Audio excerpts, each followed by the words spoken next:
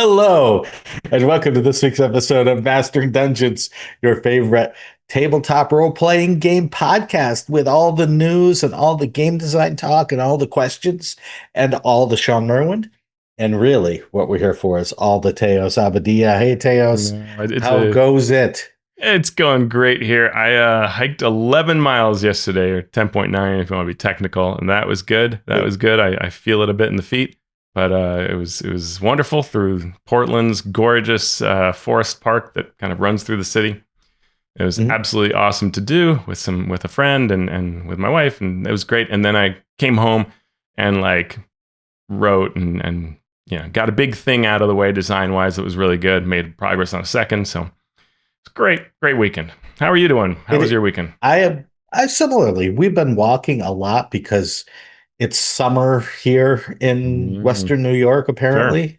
Mm, The lake is beautiful, so we've been walking up and down the beach and doing all nice. sorts of walking, and then come back and do game stuff. Mhm. I have received in the past like 72 hours Daggerheart, the book and the box with the gate with the cards. Crooked Moon, which Uh-huh. was like the huge pack since I was a contributor. Wonderful. Yeah. Amazing. Draw Steel came, the book and accoutrements. Yeah, yeah. So I and on Friday we finished finally the Fandelver and Below campaign that my home group was running. So Nice. now you know that feeling, right? You finish a Yeah. campaign and now it's all about the possibilities. And now I've Yeah. got all these great games where I'm looking to start running Daggerheart. We're talking about Nice. Draw Steel. You're going to be designing in Draw Steel. Uh-huh. It's just so much, Yeah. and it's so much. It is incredible. I've got this Tuesday, so by the time people have heard this, someone will know how it went. Maybe me. I'll have run my second session of Draw Steel. On Friday, I'm playing Daggerheart, and then I'm playing Mhm, Pirate Borg on Sunday. And then mhm. somewhere in between that, I have a family life, and I'm preparing for Game Hole. So we'll see how that Yeah, goes. yeah, and the game whole con prep is going as well. I'm putting together slides for some of the presentations. Nice. We are in way over our heads, but we wouldn't want to be anywhere else. Uh, and we get to play and talk about and run and make games, and we Yeah. get to talk to folks all the time about this, including the people who send us emails or send us messages via Discord, social media, and so on, and we like to answer those, and we're Yeah. going to Yeah. do so today. We're going to take the question from Kurt Ugel 4576, who asked us this question via YouTube. Shawn has mentioned that he contributed to Star Trek Adventure RPG. Are there different considerations and processes for game designers taking on major intellectual properties, major IPs? Does it feel similar to attempting to recapture the feel of game elements for a new edition of an Mm. RPG, such as what Teos was doing with Dark Sun? I'm gonna let you talk, Yeah, I as mean, they you say. and I love this question. I think we ponder this a lot. I think it's one of the things that we Mhm, think is like an arrow in our quiver of things we do well.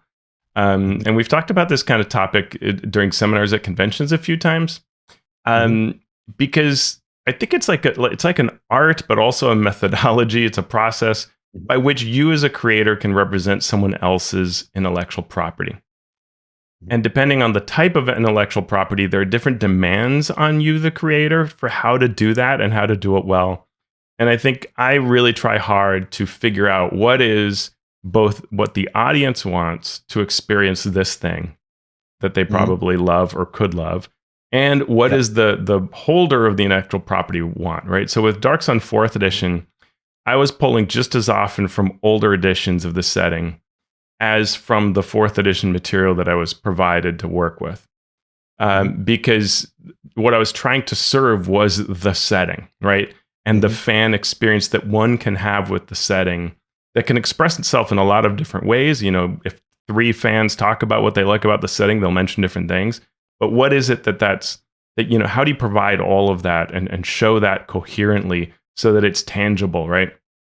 yep. And working with Dwarven Forge, I was very keenly aware of this is a company that sells you expensive terrain, really cool, awesome terrain, Right. but it's expensive. And so you need Sure. to feel like, as an audience member, you want to feel like your payoff came right through this adventure. And so when I would write adventures for them, I would think a lot about, how do I make this cool thing in this room really feel like, yeah, I'm so glad I own that, right? So whatever it was, a neat well, a thing that lights up, a strange secret door like device, I want to make that pay off for the creator.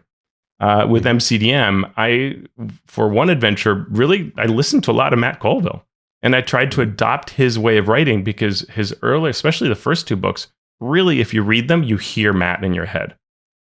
And so I tried to do that. And actually, at one point, I had to go back and tone it down. I realized I had written more like Matt than the previous books did. And I knew that these books had other influences. And so I actually went back and kind of stepped that back a bit before I turned it in. But I wanted to create an adventure that had, his world in it and brought that to life.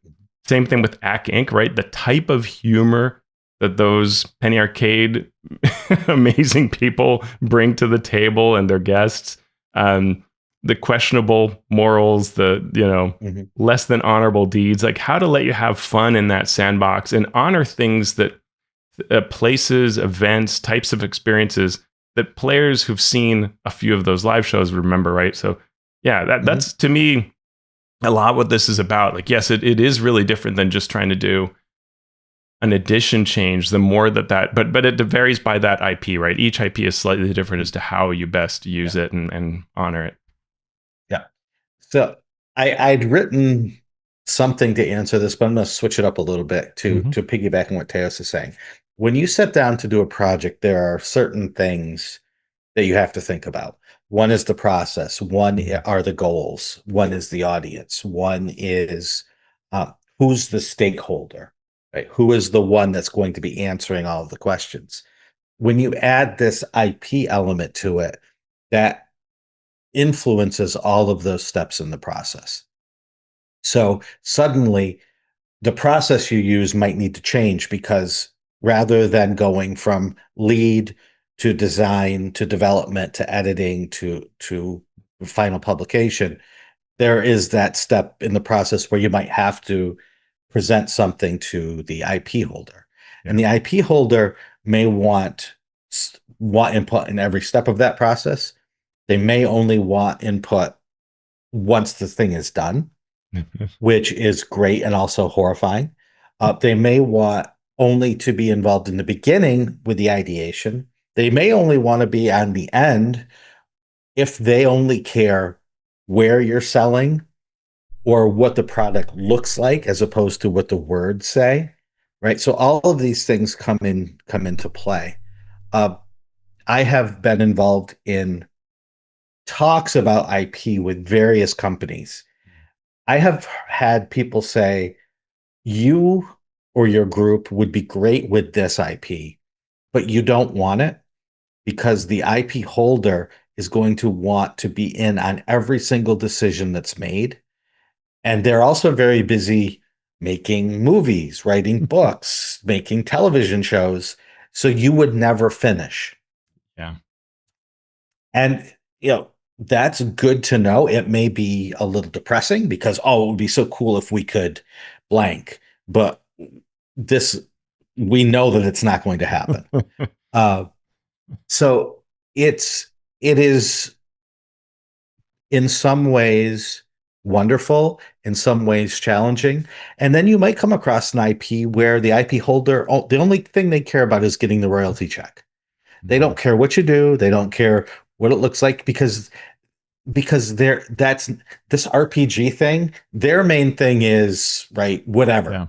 Yeah. The movies they make, the books they write, the clothes they make, whatever their thing is. And that's all they care about. They can always just say, that role-playing game, yeah, we don't know anything about it. Yeah. Hope you had fun. We got our check, and that was it. So it does change the process, but it changes the process in ways that you can't quantify or qualify until you actually go through that process. Yeah. So it all depends. Yeah. I remember we had that talk at PAX West we did a few years ago about this subject. We had Liz Spain there, who then worked with Lone Shark Games, and she shared how it could vary so sharply from IP holder to IP holder. And she said, like with Disney, they didn't care what your characters said, but that Mhm. art had to go Mhm. through, Oh, all the yeah. reviews and could not change once approved, So it was really Mhm. about the art was just the thing.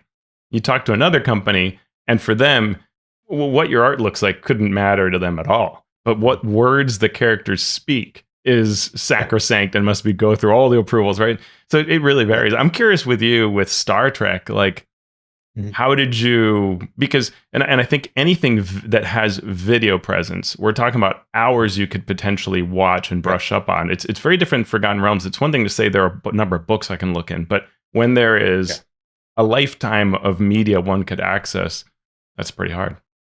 Yeah. My involvement in it was on the adventure side of things. Mm-hmm. So I didn't have to deal with rules or setting per Mm-hmm. se. I could just say, what's a cool Star Trek story? Okay.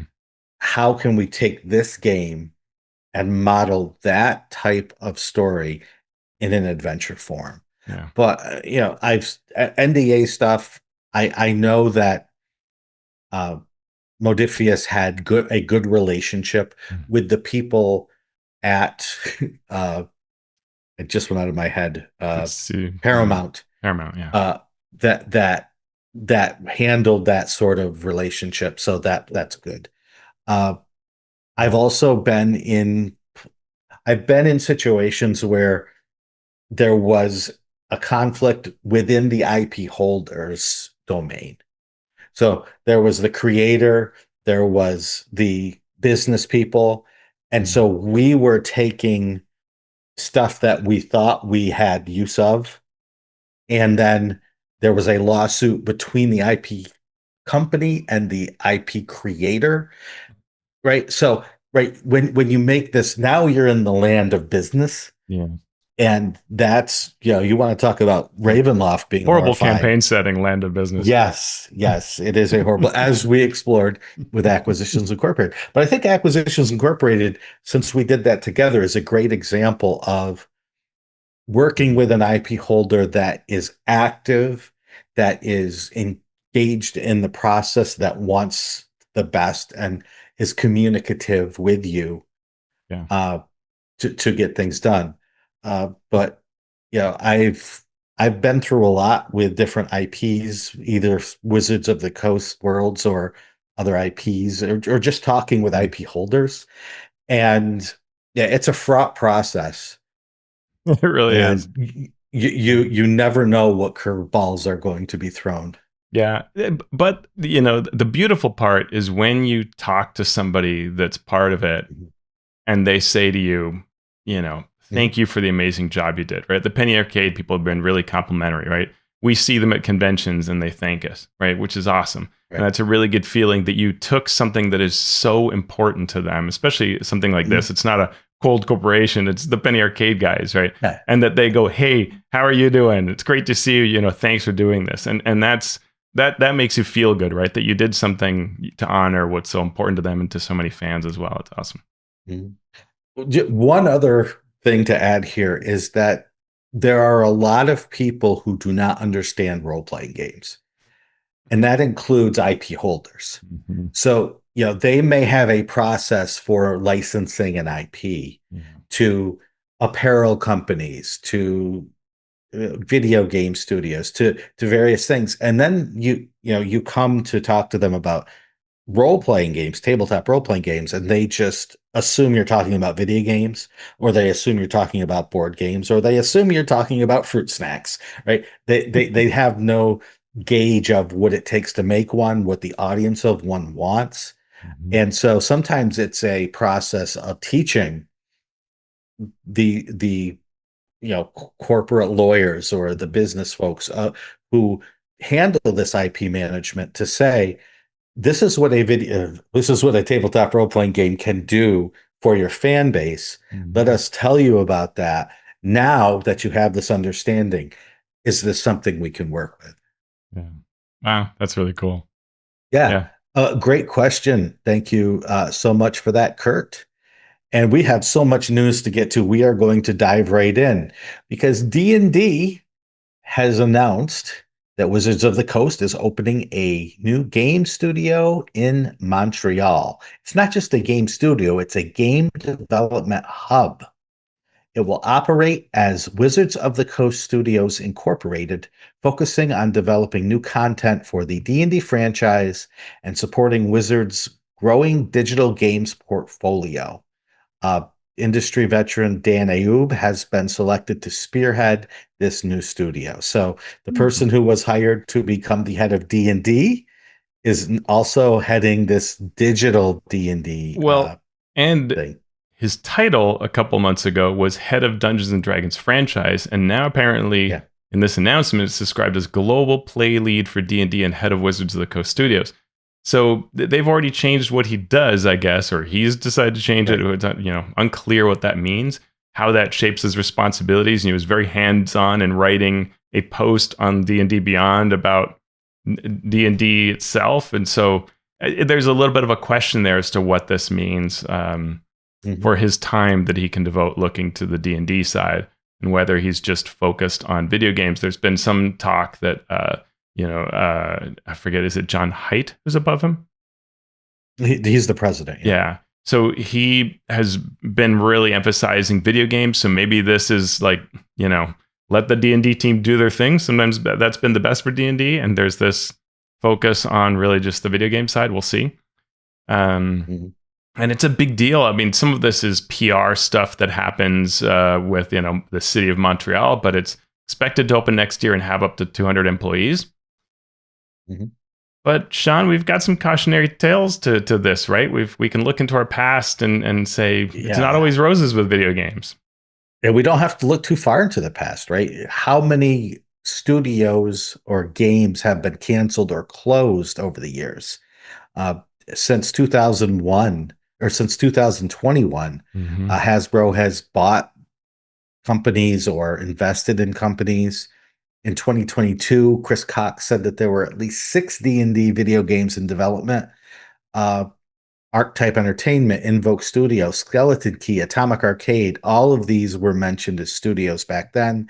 And then in 2023, Wizards of the Coast shuttered at least 5 video game projects, laid off many people. Partner studios have been impacted. And you can sum this up, Teos, as well as I can. Well, for every Baldur's Gate 3, there's a Dark Alliance and a Sword Coast Legends, and in fact, they tend to be more games that didn't land than the one that has knocked it out of the ballpark. And a couple of days after we wrote up our show notes and heard this news, Polygon reported that Starbreeze, a licensed partner, is canceling their co-op D&D game. The project had been announced in 2023, was supposed to release next year. 44 employees have been laid off, with about half of those being contractors. They are also writing off about $27.2 million in development costs related to the game. They say that what they're doing is focusing on the core of what they do, but it indicates this sort of problem in video games and maybe some lack of belief that this was going to be good, right? I think that's always at the heart of it. And that's a lot of work, a lot of people, a lot of jobs that everybody thought this was going to be great, and then it wasn't. So we shall see how, we of course wish well this endeavor in Montreal with all of these people and all of this, because it's a big investment. It's a lot of work. Hopefully it really pays off. I mean, if it creates another Baldur's Gate 3 or even half that good, I think people would be pretty happy. But we'll see. We see this not just in games or movies and entertainment, but in any sort of investment, right? It's people want to invest not in something that's going to make them 10%. They want to invest in something that's going to make them 200% profit. And they leave those things that are more stable, but less potential for meteoric revenue coming back. That's where all the focus is, which then leads to the news that Wizards is hiring a D&D game designer, right? So it's not 200 employees, but hey, Wizards says they're seeking a game designer to work on the design team to create Dungeons and Dragons products in a role that will help build the future of D&D by developing material for upcoming products. They are looking for folks that thrive in fast-paced environments, can design and write innovative and high quality RPG material, and hit deadlines. So, hey, this is the reposting of a previous job.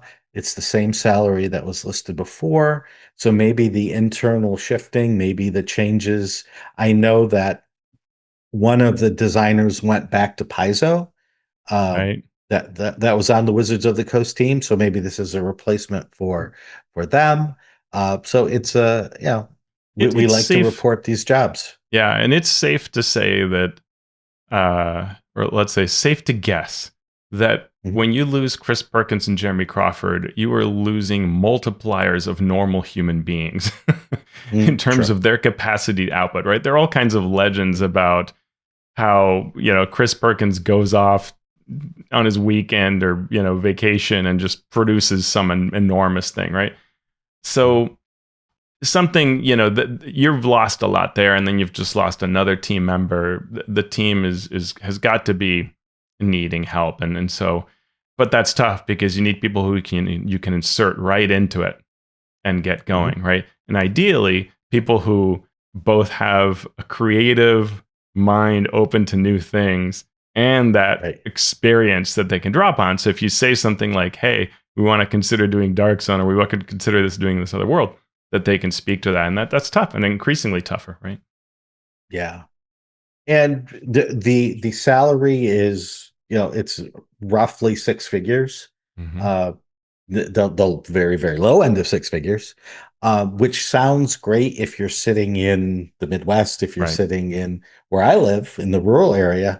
If you're in Seattle, that is right, not the highest wage that you might earn. So Yeah. uh, it's a risk, as we all know from previous layoffs, to uproot your family to make this Yeah. trek, and then wonder if your job's going to be safe when December rolls around. It's So, an you know, excellent point. Yeah.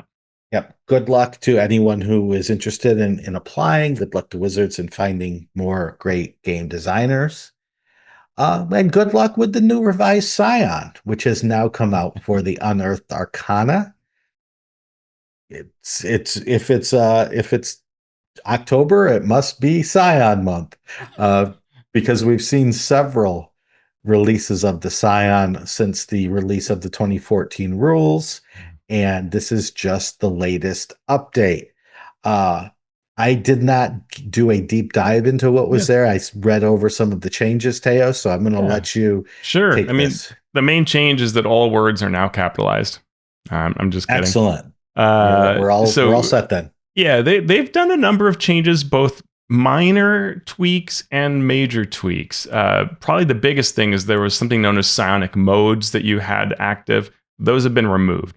Aspects of that design have been brought into the psionic discipline side of things, but it streamlines the class, which is probably good. I think it did have too much going on. Psionic Power has a free baseline ability. Remember when we talked about this? There was this telekinetic propel and telepathic connection where you could push or Right. pull a target and you could use telepathy. Now there's a minimum benefit you always get, which allows you to just use it without it feeling like this big expensive thing. So you can push or pull a target 5 feet or spend a die to increase the distance. Telepathy 30 feet and spend a die if you wish to increase the range, and the first use of that is free. So it makes it a little better of some of those issues that we saw. Spellcasting provides more cantrips. You get them at levels 4 and 10 as well. Psionic modes were removed. Psionic discipline now gives you additional disciplines at earlier levels, but you can only have one at a time, one per turn max present.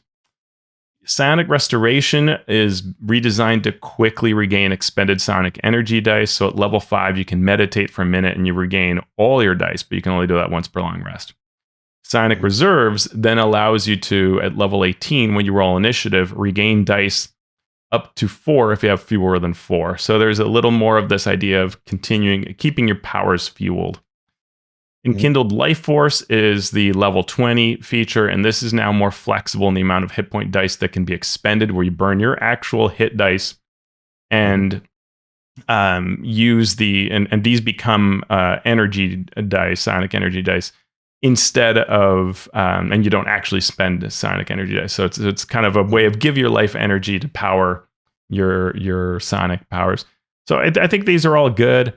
You know, in the end, as we said before, one of the big questions is, do you like scions under this model of feeling like magic? And to me, that's still a thing. So we'll see. Yeah.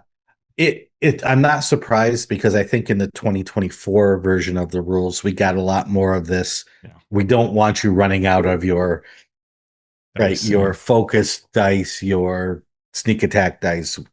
When you roll initiative and you have zero whatever points, you get some. And I'm cool with that. As a designer of specifically D&D stuff, I am becoming less and less worried about, focused on everything always needing to work. What do you mean by that? Well, there are things like, and if the creature makes its saving throw, you don't expend the die. If you miss the creature, you don't expend this resource. Everybody gets a trophy. No, it's not that. It's not that at all. It's not that at all. It's when we talk about draw steal, we're going to talk about like gated things. Yeah. And D&D has never been that. And I feel like if it's going to become that, if it's going to become the thing where something must happen on every turn, it should just completely redesign itself to be that. One of the things I particularly like about D&D as opposed to these other games is that you can have fast turns. Is that you can say, I swing my sword, I add this number, I miss, okay, let's move on. Right. And if it's, I try this thing, it doesn't work, okay, you don't use that resource. It's just, for me, it goes against this idea of what D&D is. And if D&D becomes something else, I'm okay with that. Yeah. But I want the whole design to be that, not just in these special cases. Especially when there are so many features to classes these days. You know, when you're a level 3 or higher character, you have so many things you can do that it kind of doesn't matter if a thing doesn't work for most classes.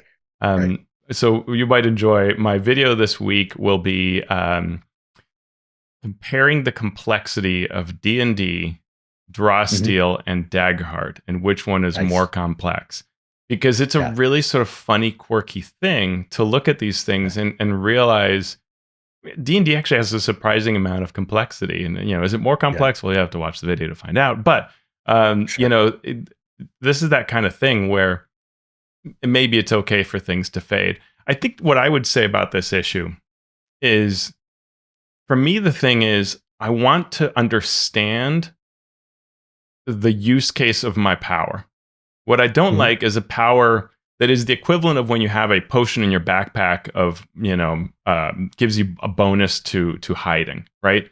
You end up never using it because you're never sure if it will help. And I think the more that a thing is tangible, this will help me, then you will use your abilities. Otherwise, you're second guessing it. And that's where that, oh, I spent it and it didn't do anything, feels bad. And I think that's what these rules are trying to do. What they could do is help you and say, hey, when you make a check to hide and you fail, you can add this bonus. Well, now you're happy again, right? And you can just use it and get out of the way because you know the information, and that also speeds it all up, I think. Yeah. It goes exactly to the point you're talking about complexity, about the speed of rounds, the story that comes out of play. And I'm just fascinated when I look at this Scion. I'm looking over here at the screen where it's up, and I'm like, okay, so it's a full spellcaster, right? It's got levels, spells levels 1 to 9. It's got these other things it can do. It's got these other points that it can use. These dice you could draw on, and that's not even looking at the subclasses yet. Yeah. And And Because the so spellcasters are also this, right? The spellcasters right. aren't just spellcasters. They're spellcasters who also do this and this other thing, and the subclass adds this other thing, and right? And so it ends Yeah. up being actually surprisingly complicated, especially when they Yeah. give you things to track as part of your subclass feature or whatever. And then it starts Mhm. being this and that bogs up the play. Mhm. Yeah. When what you Yeah. want out of everybody is excitement and fast and keep it going and epic and yeah.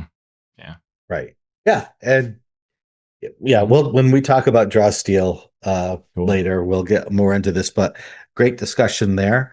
Uh, Great editor has been inducted into the Science Fiction and Fantasy Hall of Fame, and we're talking about Kim Mohan.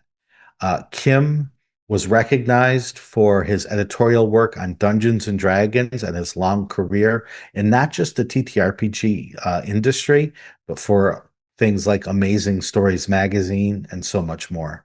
Uh, Kim was the editor of like Dragon magazine way back in the TSR days, edited many of the books, not just through TSR, but also for Wizards of the Coast, and even up to his death a couple of years ago, was still editing editing a lot of books. I know he did the editing for Shadow of the Demon Lord and had started working on Weird Wizard as well as many other freelance projects.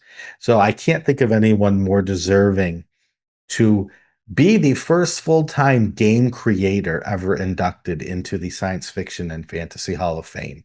Yeah. Amazing. And such a kind person. He's one of those people who one year he reached out to people who are writing for fourth edition Dungeons and Dragon magazines and said, I'm going to be at Gen Con if anybody wants to meet for coffee. And he met with all of us, one at a time individually and reviewed our work. We could bring samples, talk about whatever we want. And it was really just what a kind person who just wanted to give, wanted to make the game better, right? And creators better. It's fantastic. Yeah. I don't remember a lot from Gen Con's past. I have a memory that I turn on and off, but I will not forget sitting down in the lobby of the Sheraton right across Yeah. the street from the convention center and talking with Kim for Yeah. just like a half an hour. But it was one of the more memorable experiences of my career. So Yeah. hats off to Kim, his memory, and his enshrinement into the Science Fiction and Fantasy Hall of Fame. Uh, from the sublime to the ridiculous. Uh, Coming up is PAX Australia. I know Ghostfire Gaming is going to be there in various capacities, and so is, of course, Acquisitions Incorporated. At these PAXs in Australia, the Acq Inc crew tends to play something a little different. They've played Call of Cthulhu, they played Star Wars, they played Vampire. And Teos, what are they tackling this year? Arg, but they be playing Pirate Borg, me matey. That's right. You can watch this exclusive edition of Acquisitions Incorporated Pirate Borg. It will be on Twitch TV / PAX, and that will be happening Friday, October 10th at 8:30 p.m. Australian Eastern Standard Time. I'm trying to, because they are going on daylight savings time now. We are going on daylight savings time in a month, so I'm doing the math in my head. But Teos is telling me this is 3:30 a.m. Pacific time. That's what Penny Arcade told me, so maybe it's even true. So that would be 6:30 uh, Eastern. Eastern Standard Time a.m. Although I think it might be off by an hour, but I don't know. I hope they hey, did the math on, but you never know. Somewhere around there, yeah, and it's on Twitch, so you can go back and see it. The only thing about the Twitch feeds is sometimes it's like the entire like main theater thing, so you've got to mhm, go find the little where the segment starts, or wait for it to be on YouTube. But very fun and neat to see a smaller game get their mhm, attention like this. So I'm yeah. excited to see what they do with this. And from the sublime to the ridiculous to the really ridiculous, we've got something new D&D branding wise. It's not D&D baloney, but it comes from Kellogg's. And Kellogg's is releasing a Stranger Things collector's edition cereal box called Demogorgon Crunch. This box includes the image of a D20 on the side panel and the back of the box, both nicely visible, where you too can chow down on Demogorgon. Yeah, you can go to Walmart and order your boxes of this collector's edition cereal box. What even has the world come to? And it looks like the exact worst thing to put into your body, but it is hilarious. It doesn't say D&D or Dungeons and Dragons anywhere, but at least you get the D20, so that's kind of fun. Yep. So for you Stranger Things fans out there, you can sit and eat whatever is in that box as you watch the new show coming on Netflix sometime in the near future. Mm-hmm. You can also back various Kickstarters, but you might want to check because Kickstarter's union is asking for protection. Kickstarter's union is asking for the crowdfunding company to codify a 4-day work week and a minimum salary. This 4-day work week has been in place there for 3 years, but the union is afraid that they're going to try to change it. So they are asking for the company to codify it in a contract. Right now, the union is not calling for a boycott, but they did organize a 1-day strike, and they continue to find ways to put pressure on Kickstarter to codify this thing that they've had for the last 3 years. And they have a website at kickstarterunited.com where you can check out their updates on the process. All right.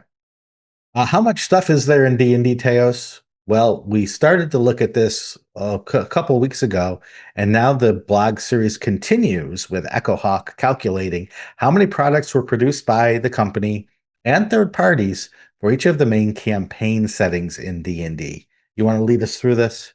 Sure. And for those of us who support us on Patreon, both this story and the previous one, I've made kind of my own table and added it to our show notes that kind of ranks things, which may be easier to look at. But here, Echo Hawk looks at how many products were produced by the company and third parties for each of the campaign settings to really look at that campaign setting cut. Forgotten Realms is by far the most prolific, 208 products, 25,240 pages. And if you buy everything by the original sticker price, $4,135. And he talks about a lot of fascinating angles, like how do you even count this, right? Do you consider Tomb of Horrors a Greyhawk adventure? You actually look at the adventure, it has very little, like at the beginning, it sort of suggests various places it could be, including being in this one swamp or this other place, but it doesn't have Greyhawk lore in it. But when you step back and think about it, the lore has become this, right? The lore of Greyhawk now includes a Sararak and all of these other adventures are like that as well. Like over time, the lore has become one and the same and integrally part of Greyhawk, even when the company strips parts of Greyhawk for parts and chucks them into later products that are in the Forgotten Realms. So, but it's an interesting thing to ponder. Like Mystara, for example, has 10 products. Or 129 if you add in all of the possible basic products that could have been in that known world. So right. He does a nice job. It's not, I don't think any one hardcore collector would agree with every place, but it's overall a very good, impressive job. And so we can see in terms of number of products in order, it's Forgotten Realms, Dragonlance, just behind it is Ravenloft. And we should say Dragonlance, 90 products, right? Ravenloft, 88 products. Greyhawk at 80, then we drop down to Dark Sun at 36, Planescape, Birthright, Spelljammer, Al-Qadim, and Lankmar each have 14, and then Mystara is either that 10 or 129, depending on how you count it. I think it's probably on the lower end in terms of practical things like lore, but you can get into that with the page count and everything. It can be pretty significant. Page count is also interesting because, like, if you look at the original Greyhawk books being back, a lot of them in older editions, they tend to be these tiny little thin things, right? Yeah. And there's actually very, very little Greyhawk lore in many of them. That's just the way products were. You get into something like Dark Sun, just even in 2E, but because of the nature of Dark Sun being such a different world, not only do you have a lot of pages, so Greyhawk has 5,305, Dark Sun has 4,642 because the products were bigger, but that is also meatier, right? I bet there's more lore in these Dark Sun products than there is in Greyhawk because there's so much to explain and, contribute to that world to explain such a vastly different world. For third edition, Acq Inc includes third-party material where Dragonlance and Ravenloft were licensed out to other companies, but he doesn't include things like organized play, and we talked about that in the comments on this Ian World thread. If you added that, it would be a huge boost to the number of pages for Forgotten Realms, for Greyhawk, and for Darksun. I forget what percentage he said, but it's something like a 20% or 60% boost. I forget what he said for Darksun, but it's a significant increase. And I thought it fun that he could do the math that quickly. So he actually has all of the Ashes of Athos material, for example, right? It's kind of cool. Yeah, I can't even imagine. I'm looking at Greyhawk, 80 products, 5,300. I bet there are 100,000 pages of Greyhawk adventures from living Greyhawk, and that I might be underestimating that. Yeah. So yeah, that would it shows official material is one category, and then the stuff that the world creates to support it is a whole different ball of wax. But Acq Inc has done a great job here of categorizing, summarizing, and filling in this information so we can get an idea when you compare it to each other. Like, I had no idea Birthright had as many projects as Spelljammer. I would have said Spelljammer had a lot more than Birthright, but I stand corrected. It is amazing, and it's the nature of those products. I mean, these little thin supplements that there were tons of for Birthright. And then comparatively, right, Spelljammer had thicker books, but then a lot of it was box sets that had non-page material in them, right? These cards and chits and maps and things like that were very useful, but don't actually consume pages or count as individual products. And we're going to end this news segment looking at Evil Hat. They are launching a series of books called Designers and Dragons Origins. This is a set of 4 books that covers the history of every single product released by TSR for the OD&D game, the AD&D game, and the basic game. BackerKit has a landing page where you can sign up to be notified when this project launches. And I think it's going to be launching within this month, but I could be off on that. But you can go to BackerKit, or you can go to www.designers-and-dragons.com. I mean, his Shannon's work has been just incredible. He is really, I think, the first historian that I encountered that was really just digging into it. And what's amazing is, while there have been other historians who are incredible, like John Peterson, Shannon doesn't just cover D&D. But when he covers D&D, he does it as if that's all he thought about. It's so thorough. And he's been one of the people who on the DMs Guild has been covering all those products, right? Writing the product histories. And it's just, it's incredible how much he knows about these products and the interesting quirks behind them. And so I can only imagine what it's like to unleash his mind on actually covering every single one of them. I can't wait to see this. I own the original Designers and Dragons that talked about companies. I own the 4-book series that Evil Hat put out. And this one is all new material, and I'll be very glad to get my hands on it. And so it's an auto back from me, and I'm already following that page. Awesome. Well, that's our news and commentary segment here on Mastering Dungeons for this week.